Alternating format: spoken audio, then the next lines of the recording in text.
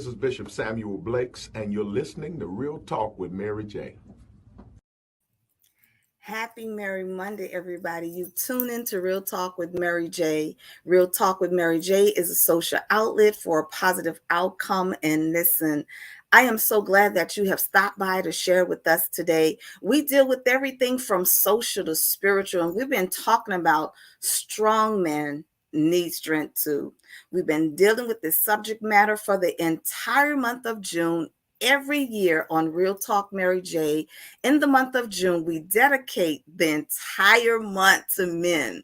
Listen, we always talk about women empowerment and what women need and how to esteem and how women are evolving in this day and time. But as it relates to our men, we don't want to forget about them because we know that men, strong men, need strength too. So we've been talking about it all month long, and I am so glad that you are here to share with us as we end this entire segment of Strong Men Need Strength too with one.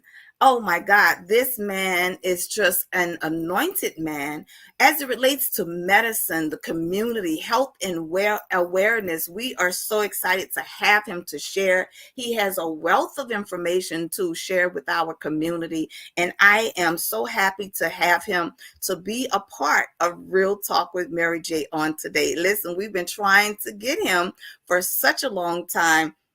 And I am just so happy that he was able to fit us in his schedule and to come in and share with us on today. I want you all to welcome our guest.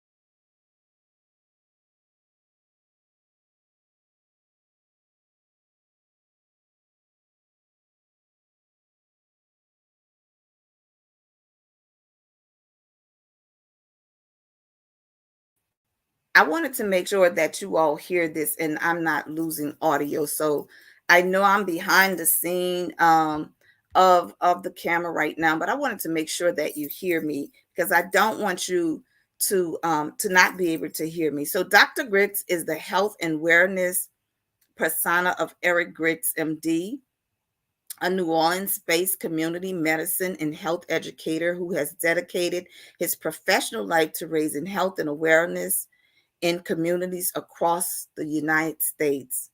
Dr. Griggs graduated from the University of Notre Dame in 1992 and Tulane University School of Medicine in 1996 and has always held a special place in his heart for the city of New Orleans.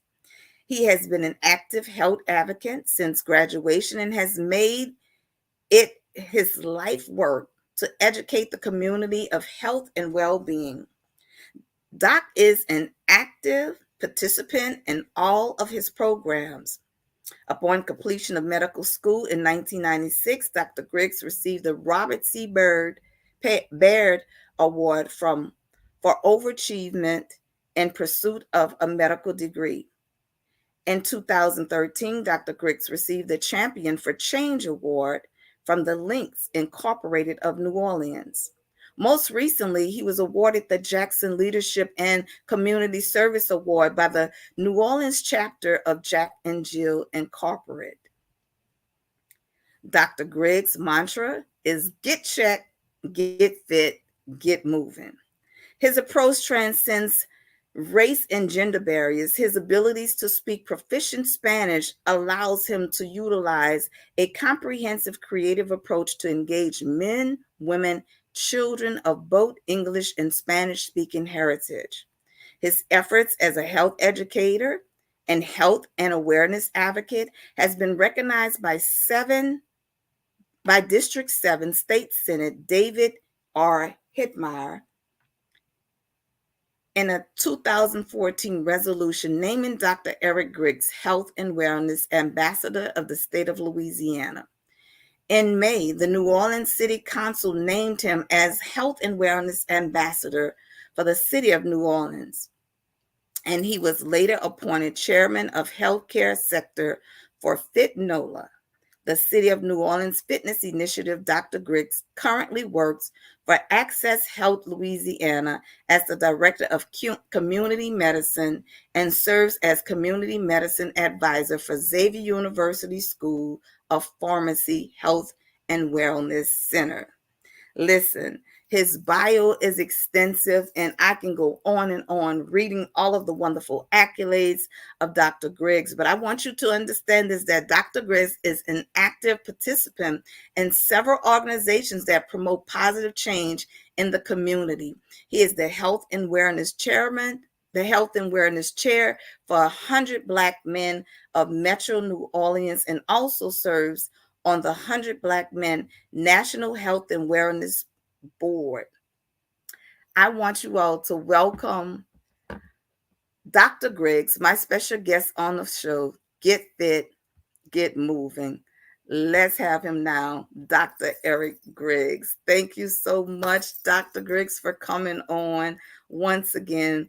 Oh, I just greatly appreciate having you to share with us. As I said, we've been trying to get you to come on the show, and I'm just glad that you were able to fit us in your schedule. So we've been talking about strong men need strength too. Your bio is very impressive.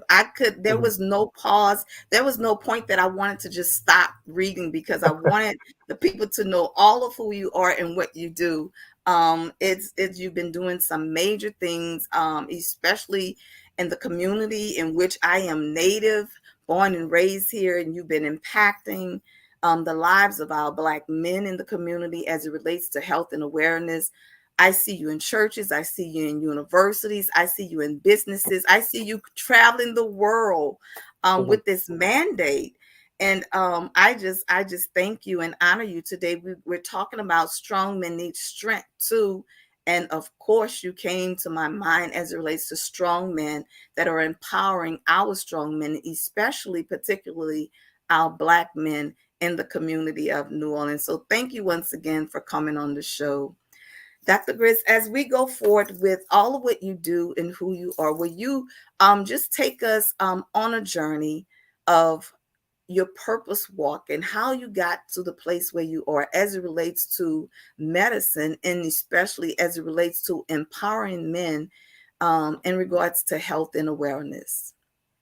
Well, first of all, thank you for having me on the show. It's indeed a privilege and an honor anytime I'm able to talk to the community and they want to hear what I have to say. It's been quite a journey. I think my journey with medicine started in high school. My grandmother had me enrolled. It was a church program through the Scouts called the Medical Explorers Program.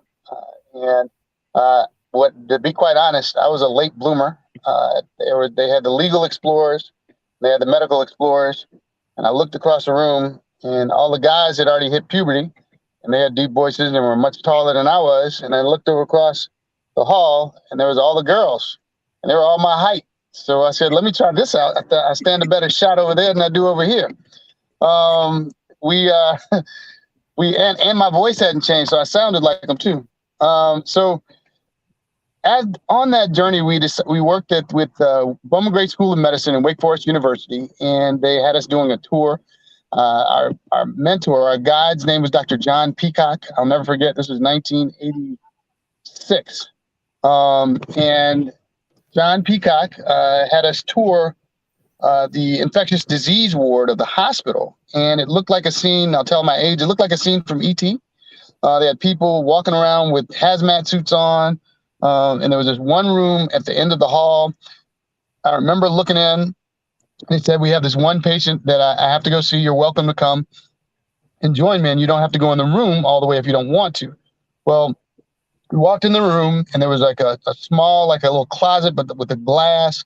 And then there was a room in the bed, and you saw this African American man laying on the bed, and it looked like his wife and his daughter sitting on the windowsill. And Dr. Peacock, he washed his hands in the room that we were in, and didn't put on gloves. Went into the room. He said, "You don't." Again, he said, "You don't have to join me if you don't want to." And I made a joke, but nobody thought it was funny. I was like, "Man, I'm glad he said that again because I'm not going in there. I don't know what that dude has." He did. He leaned up. He touched the patient, and then he looked over and called the family to the bed. And of course, the curiosity got the best of a couple of the girls. They opened the door, and I heard him say, "I don't know what this is, but I know what it's not." And at that point, I guess I don't know whether someone pushed me or I just got gravitated to the bed. But he said, "It's not something that I can catch. And it's not anything that's going to prevent me from being here for you and your family."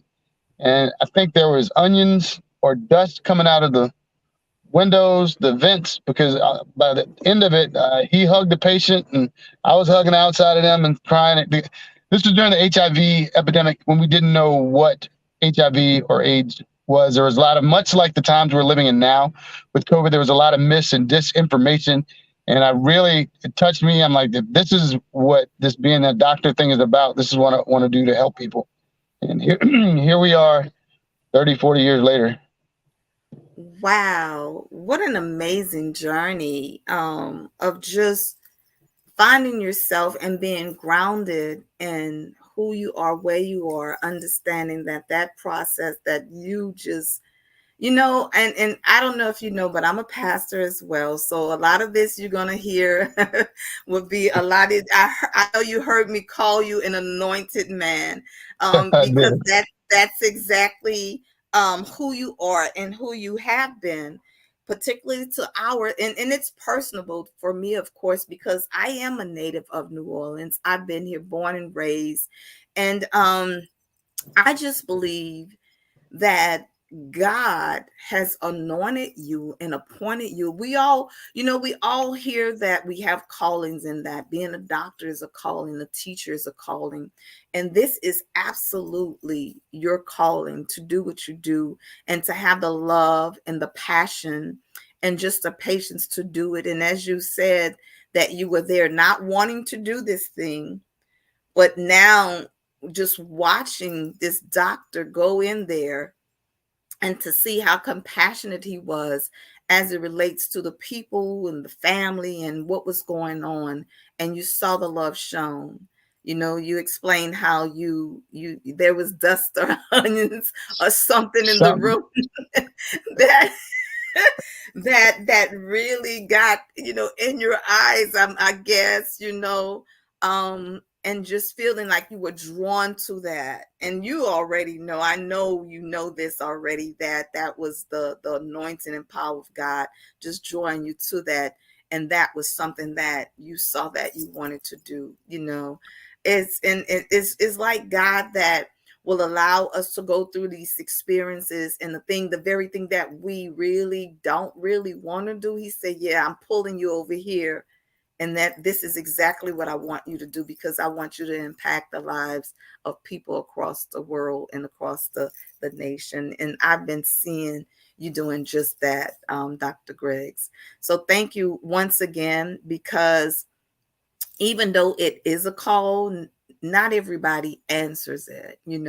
Not everybody answers the call, and to do it in such a way to have the heart that you have for the people, and to do what you do. So thank you once again for coming on to share with us this morning. So we've been talking about strong men need strength too, as it relates to particularly our African American men in our community.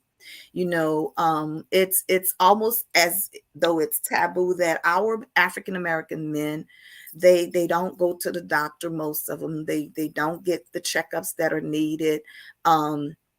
From generations to generations, they're taught to be strong, they're taught to handle it and to be a hard worker and to just provide for their families, but they're not taking the proper care that is needed for their health, to get them to take their annual checkups and to make these visits and do all of the necessary things that they need to do for their health. And a lot of times over the family histories and generations that we don't really talk about our health issues. A lot of times we go on and not even, and I know I've done it as well, may have visit the doctor, and when you go down this family tree of all of the diseases or whatever, there's questions that I have that I don't even know, that I have to call my mom and say, hey, did this happen to grandfather? Did this happen to granddad? Did this happen, or was somebody, affected with this or that, cancer particularly, and it's not discussed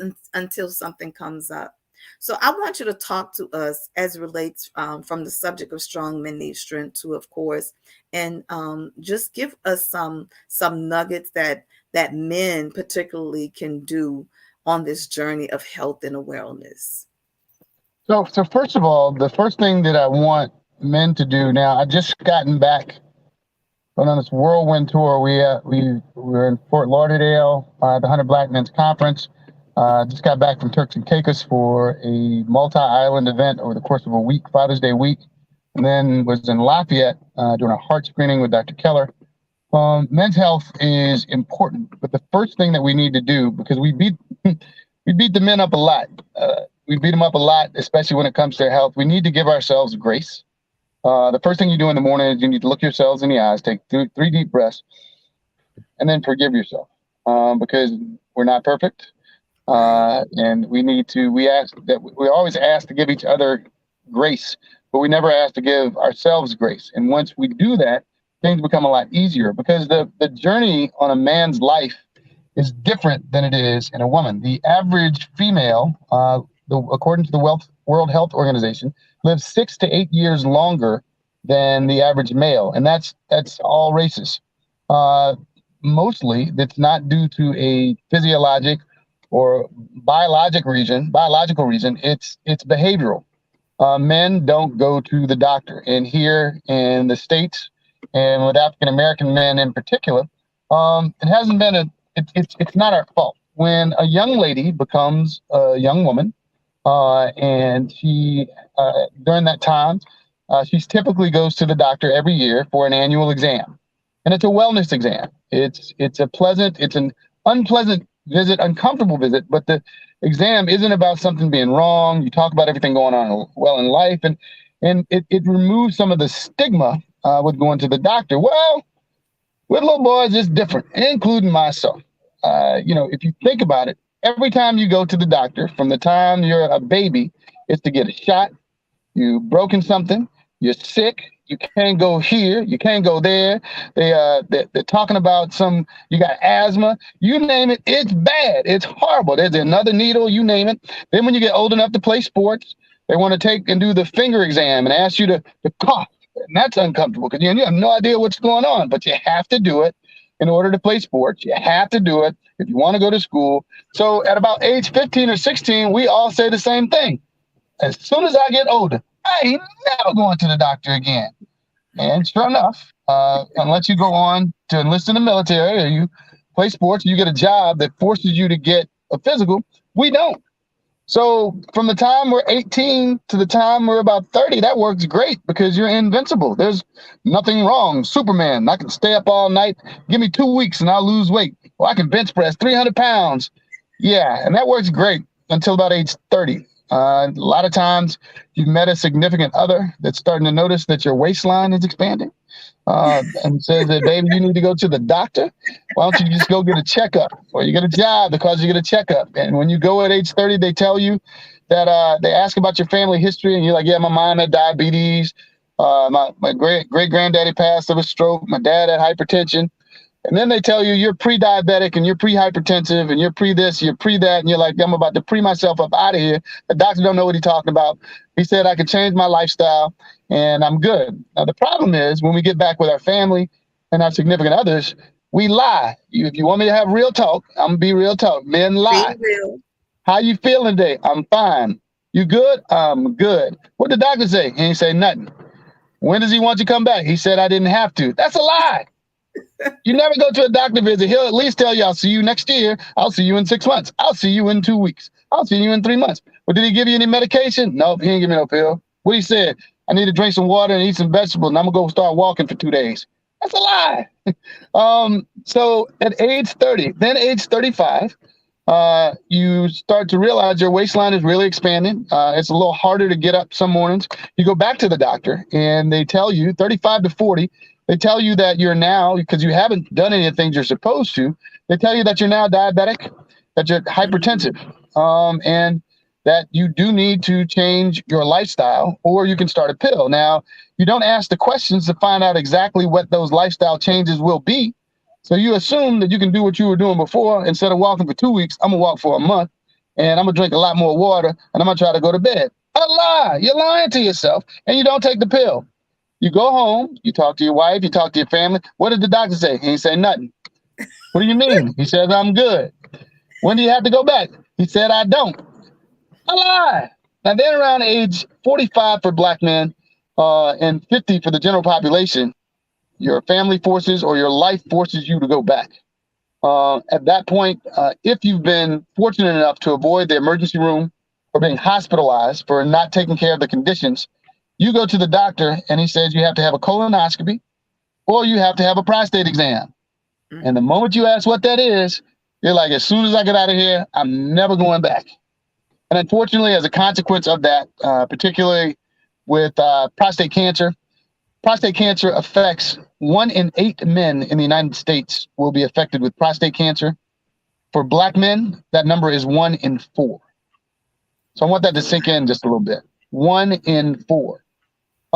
In heart disease, I was working with Dr. Antoine Keller, who's a cardiothoracic surgeon. He cracks people's chests and holds people's hearts in his hands. He's the guy that you see at the last minute. Heart disease kills more people than cancer, diabetes, or any of the other maladies combined.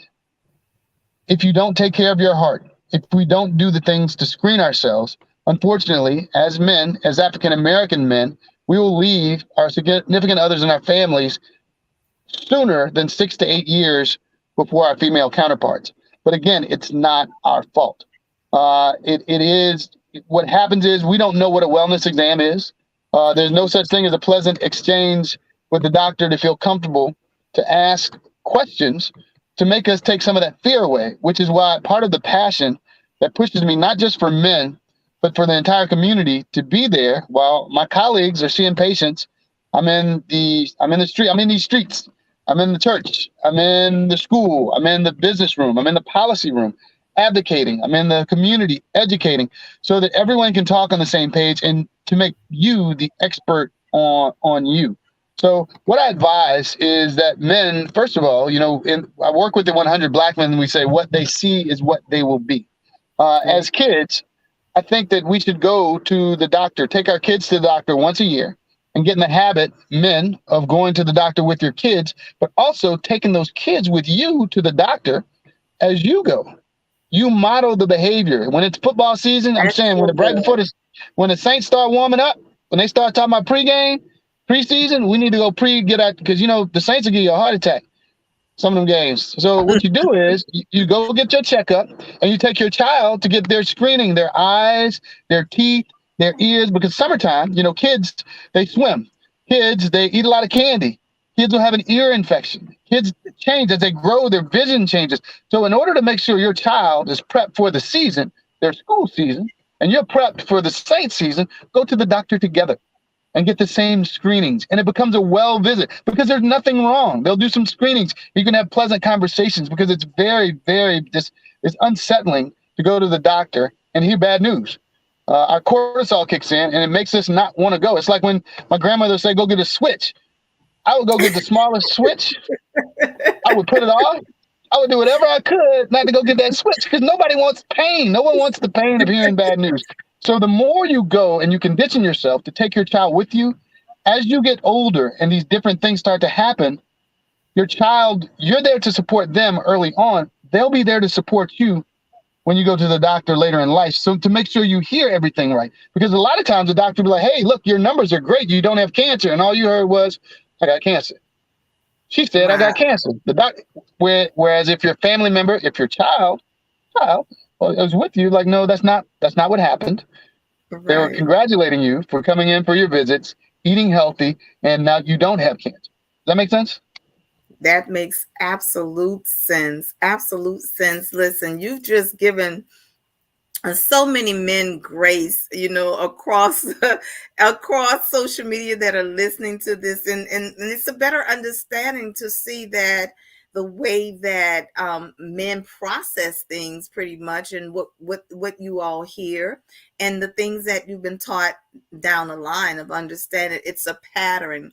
It's a paradigm, just continuing to do what you've been taught, to do what you hear. And I understand it. I get it now. You made it so plain to see that that's something that men have to deal with, some of the things that men go through. And you just as you said, to make it a routine and to do it over and over again, and to be an example for those to follow. Because a lot of times you all are practicing the examples that were set before you, the things that you saw. I have 6 brothers. I come from a family of 8, a big family, right?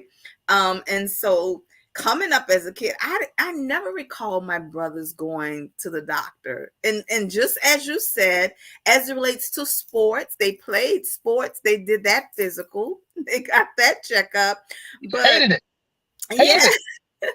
Yes, absolutely. I never recall them going to the doctor. And this is something that we did. We never went to the doctor unless there was a reason to go to the doctor. We wait until something happens and then say, oh, I have a tummy ache, or my belly aching, and I remember going then. But just annual checkups and just going to the doctor as a child, I don't even recall going to the doctor as a child unless there was some problem that I was having, so I know a lot of that has to do with what we've been taught. Of course, it has to deal with healthcare providers and the healthcare that we have as well. And it's just destroyed for a lack of knowledge, pretty much. But that's something that we need to talk about, like, globally in our community. Those child well visits are paid for. You have that. It doesn't matter what type of insurance you have. Your child's visits, an annual exam, is paid for. It's free. It's something that you should go get done every year. Because here's what happens with the kid, right?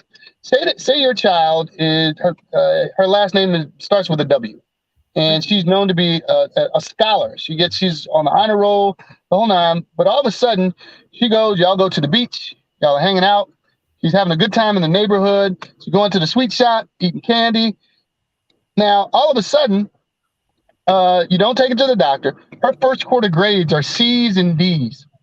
You don't understand what's going on. Now, she's had a little growth spurt, but you don't think anything of it. And the teacher's calling you all the time saying that, look, she won't keep her head. She keeps putting her head down on the table. And she's always in a bad mood.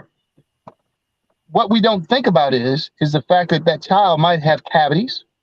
She might have an ear infection. Her vision might have changed, and if her last name began with a W, she can't see the board if you have them in alphabetical order. So her grades are just gonna go down. And then the teacher is not taking this into consideration because why would they? So she just turned off by class, as opposed to going to get all that checked out. An annual eye exam, annual ear exam, an annual dental exam to see if there's anything that can be addressed at the outset, so they can be a child's one job is to grow up, and our job is to try to make them as successful and happy as possible. If they're going to do their part to go to school, it's our job to keep them equipped with the best possible resources in order for them to do so. And that's as simple as going to the doctor, going to the dentist, and then the accountability factor. Kids like it when they can hold you accountable. Well, when you going? Well, we're going to go on the same day. Me and Mom going to get our exams the same day. We going to, and then we'll go get, I would say some ice cream, but I was trying to keep people's teeth, talking about health. But a little ice cream never hurt nobody. A little bit. Just a little bit.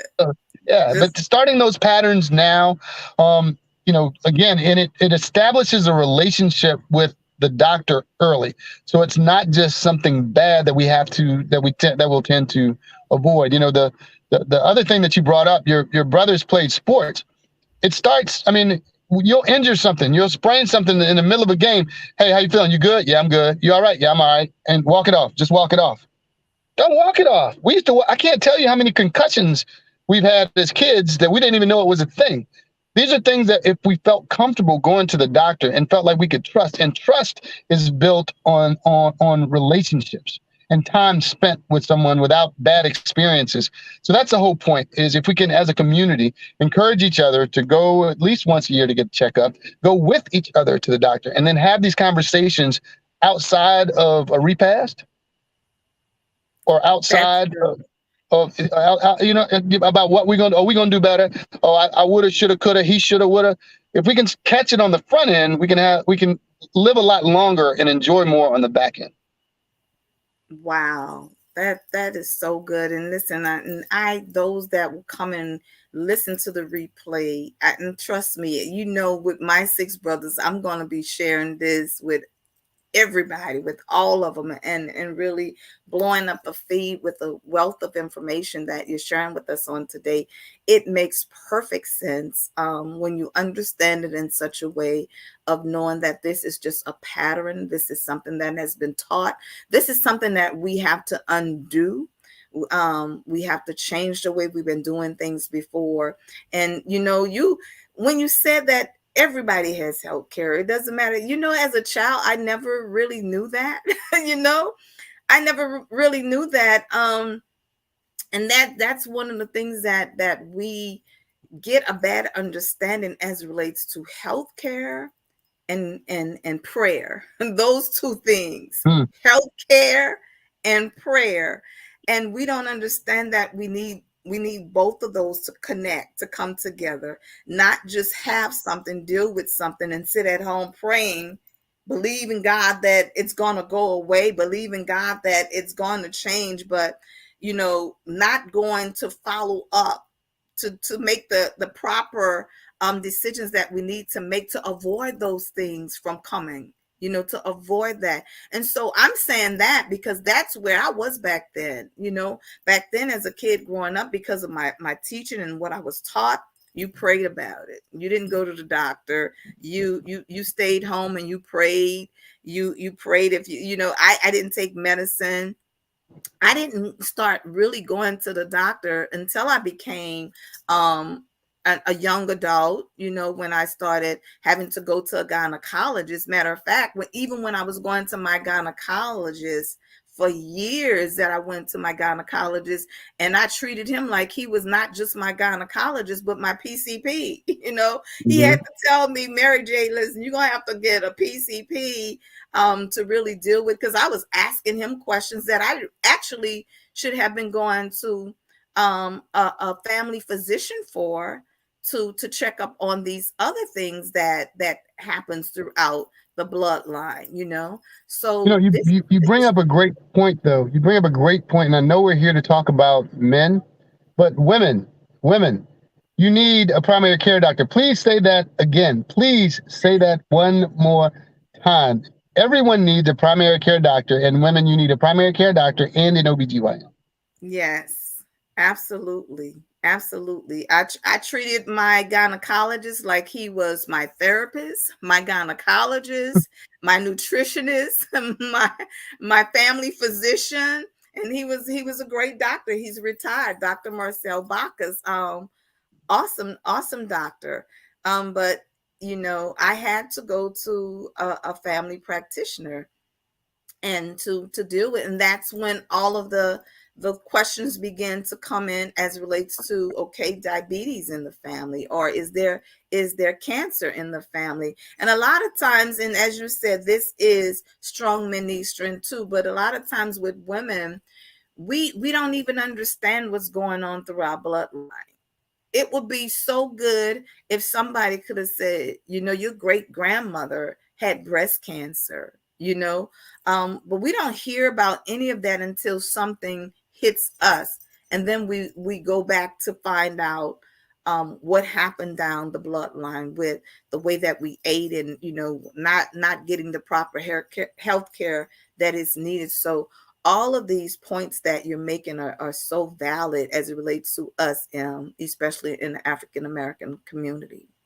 So can we talk a more now? We're going to shift this just a bit as it relates to strong men needing strength, because I've been watching you, and I've been just in tune with some great information that you have been sharing across the globe, and especially in our community and in churches, as it relates to men and their bodies and prostate cancer and how it is developed, and what is it that they need to do to prevent it. Can you shed some light on that?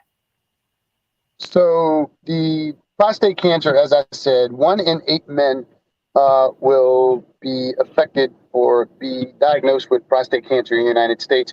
And in African American men, that number is 1 in 4.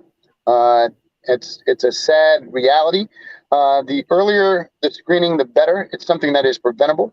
For African American men, we recommend that you get screened as early as age 45, and even earlier if you have a history of your father, your uncle, or your brother being diagnosed with prostate cancer. Prostate cancer is the cancer of the gland that provides fluid for the semen. It's the shape of a walnut, and it lies at the base of the bladder. As it gets enlarged, it can cut off the flow of urine, and it can make it more difficult to urinate. You can have problems stopping and starting. There can be dribbles. There can be frequent urination at night, feelings of inadequate emptying of the bladder. There can be blood in the urine, blood in the semen. There are a number of things that can make you aware of there being a problem. But the best thing you can do for yourself is start to have the conversations with your doctor about getting screened for prostate cancer. Now, things have evolved. So now there's a blood test that you can take. That's been around for a while, becoming more and more common in conversation now. It's called the PSA, prostate specific antigen. It's a protein that's found specifically to that prostate. The way to think of it is the higher the number, the more there is of it, the more prostate gland that there is, meaning that it could be hypertrophied. It could be not necessarily inflamed, but there could be more tissue. And it could be caused by something benign, something as benign as an infection or trauma, or it could be cancer. The best way to know is to get your PSA. Get an annual PSA and look for trends. The number that you look for, you want your PSA to be below 4. But if it's lower than that and you see a sudden increase, then there might be time for the doctor to do a more diagnostic exam that can include the DRE, the digital rectal exam, or potentially a biopsy or an MRI. But start the conversations now, first of all, with your family about prostate cancer to see, does it run in your bloodlines? Like you were saying earlier, ask about your mom. Your dad, your uncles, your brothers, your cousins, your great-grandparents. Ask if there's any history of it in your family so you can get ahead of the game. It, like other cancers, like colorectal cancers, can be prevented with early screenings. I know several. I can know at least 10 prostate cancer survivors of varying ages at this point that have undergone the surgery, gone through the entire thing because it was detected, and they're still here. So it's something that we can beat if we start. It's as simple as a conversation. Wow. What do you recommend? What is the age that men should start having that checked? Now, again, for African American men, we recommend at age 45 with a prior family history. We want it to be earlier than that. I'd start asking questions at age 35 to get screened or to say that I had a strong family history in my family. And it's just a blood test. It's a PSA. It's a simple blood test.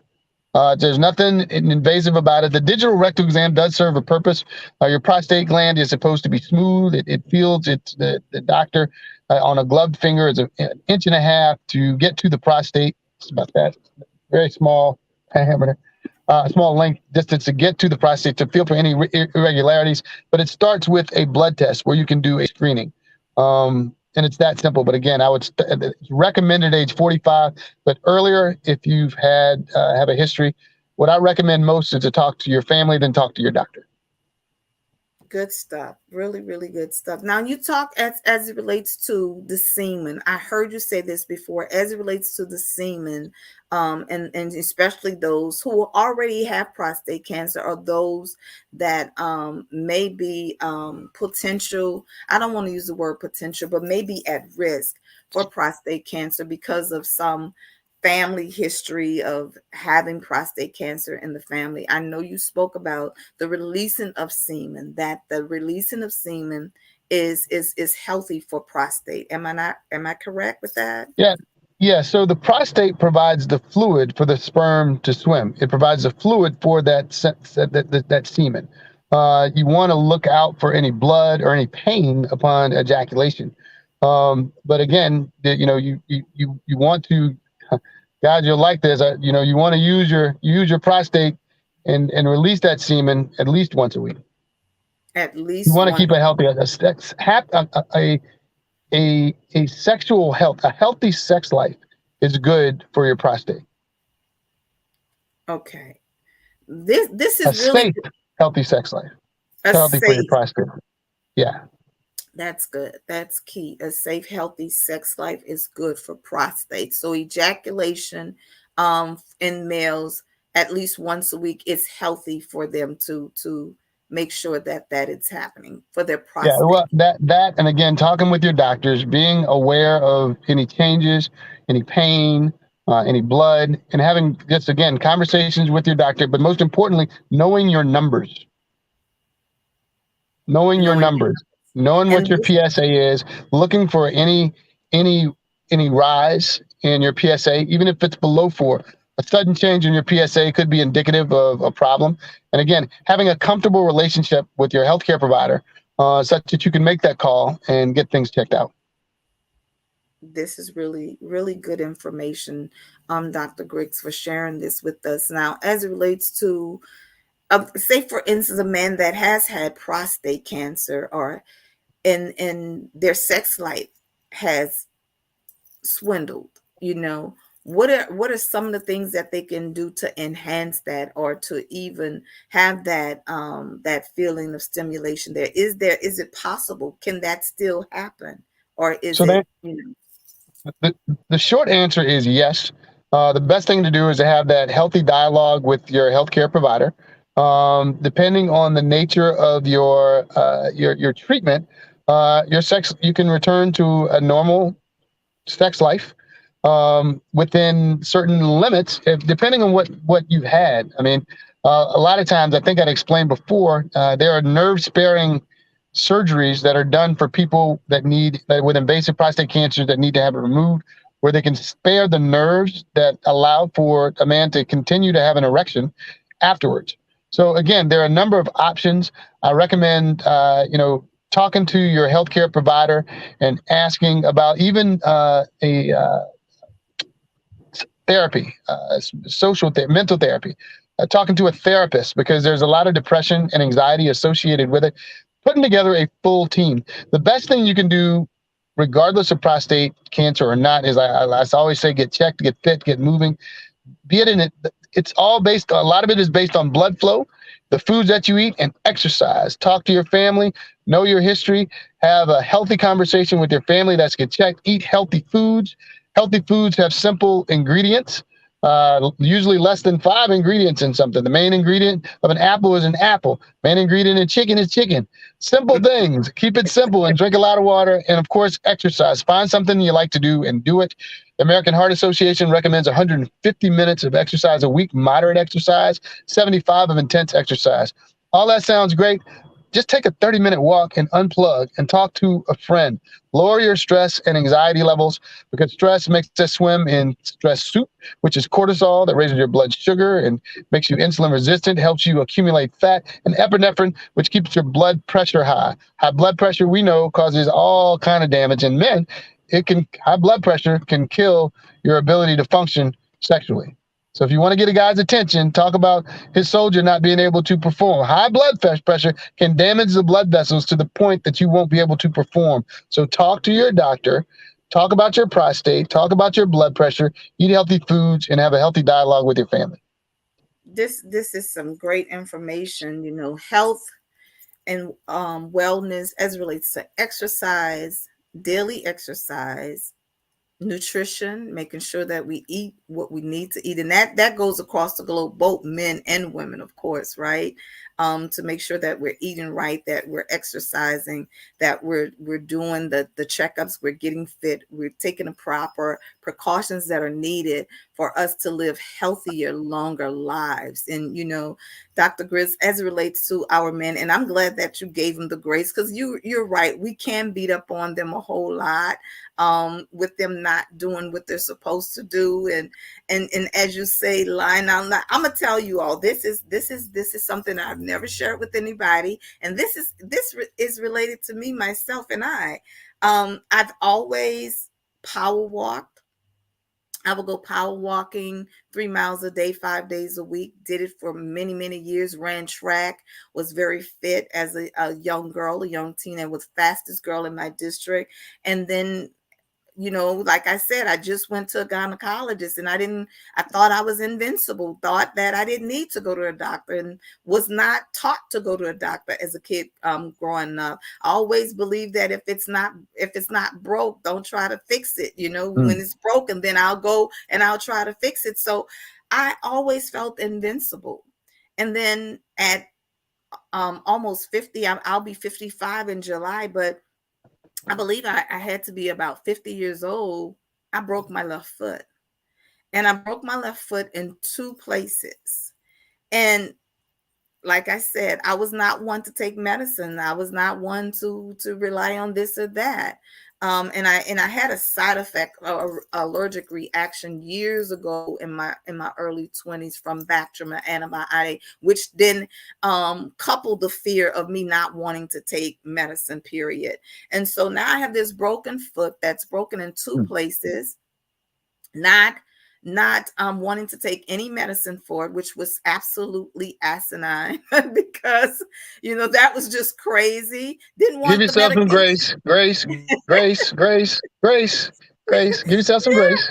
Didn't want to take it, and then it swelled up like a ham, and I was in so much excruciating pain, and I was like, okay, I got to take this, right?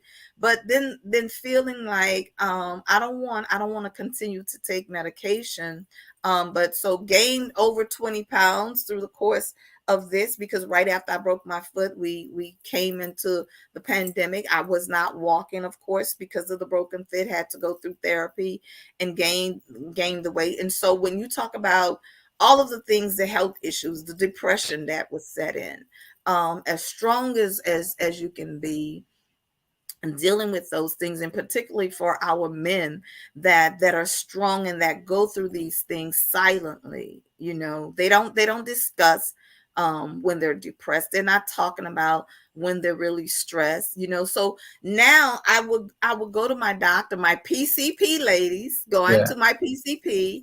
And there was one day that I went that my pressure was high. The levels was up, and I know that I had not been walking, I had not been eating properly, I had not been resting and getting the rest that I need. But just as you say, the men, when they go to the doctor, they go back home and lie. So listen, I'm in the doctor's office and I'm telling the doctor, I'm like, yeah, well, doc, I haven't walked. I always walked. I'm gonna start walking again, and that's gonna lower that. And I'm gonna stay away from the sugar, and that's gonna lower that. And I know what to do. So I know, just give me some time and watch I do it right. Of course, went at it, started back working out, started back doing all the things that I needed to do just to lower that pressure and to watch it. Went back to the doctor another time. My pressure was still the same. And I was like, okay, now, because of who I am and because I empower women, I'm like, this is not going on my chart. You're not going to write this on my chart. I don't want a prescription for high blood pressure. That's not going to go down on my chart. So let me work the work. Let me put the time in. And then I made a conscious decision to do the right thing. Not just to go and check and see, and like we do, lower the pressure, do all the right things before we go visit to the doctor, just so the report won't be there. But in our bodies, we're going through all types of things. That's the same thing that I tell women and men too, that work out muscles and get fit and get slim and trim, get beach ready, but still unhealthy on the inside. You're doing all the right things aesthetically to make your body look good, but you're not changing the way you eat. You're not changing your daily activity and routine. And one thing that I realized that adds weight gain as well is not getting the proper rest. Mm-hmm. I was not aware of that because I would work around the clock all night. So not getting the proper rest as well to take care of ourselves. So the information that you have shared today as it relates to health and wellness and getting fit, get fit. And what Get is it? checked, What is get get checked, get fit, get moving. get checked, get fit, get moving. This is some really good stuff, Dr. Griggs. Thank you so much for coming on. And I know you came right off of the television station and was going to race home to your office to come on. But I'm just glad that you came on here with us today to share with us. So in closing, do you have any last remarks, last words of encouragement, empowerment for us to take hold to? Yeah, we're thank you so much for having me. I mean, it's always an honor when someone gives you a platform, especially when it is your passion. I do want everyone to really, I want you to get checked, get fit, get moving. We're living in some stressful times. There are a lot of things that are going on right now that we don't realize the stress that we're under. So what I really want everyone to do is take a minute to breathe, check, step back. In the morning, when you're going to brush your teeth, you smile, say your prayer, brush your teeth, and give yourself some grace. Get checked, get fit, get moving, and thank you. Get checked, get fit, get moving. Will you let the people know, Dr. Griggs, where they can find you, how they can get in touch with you, and your social media handles to also follow you? Absolutely. On Fox 8 pretty much 5 days a week, almost every day on Fox 8 at either the 7 o'clock hour or the 9 o'clock hour. I am, you can find me at www.docgriggs.com. I am Doc Griggs on Facebook or Eric Griggs on Facebook. Doc Griggs1 on Instagram, the IG. Doc Griggs1 on Twitter. And believe it or not, I have a TikTok that I don't quite know how to use, but I'm Doc Griggs1 there too. Doc Griggs. Oh my goodness. Thank you, Doc Griggs. Thank you, Dr. Griggs, for coming on to empower our men as well as our women. But we've been talking about strong men need strength too. You made it so plain. And I love the fact that you say give yourself grace, because that's something that we have to continue to do, is to allow ourselves to receive the grace. And then after we receive the grace and the knowledge, just apply it. Just apply the knowledge that we receive. Yes. Yes, yes. It's been a pleasure. Thank you. Yeah, New Orleans loved me before I really knew how to love myself. In your early 20s, you just know how to go. And it's really, truly a pleasure and honor to have been here for 30 years in this community that I love so much. Oh, well, we love you. We love you immensely. Thank you so much, because you're empowering us, you're motivating us, you're inspiring us, and you're impacting and changing the lives, especially in New Orleans. We like to eat. We love food here. That's what we do. So just the wealth of information that you share with the community and all across the globe. I see you traveling and growing all over the world and just empowering others to be the best version of themselves. So thank you for coming on. I just want to ask you the question, Dr. Griggs, did you have a happy, merry Monday today? I absolutely had a happy, merry Monday. Thank you. So did I. Thank you for coming on and sharing with us. Thank you.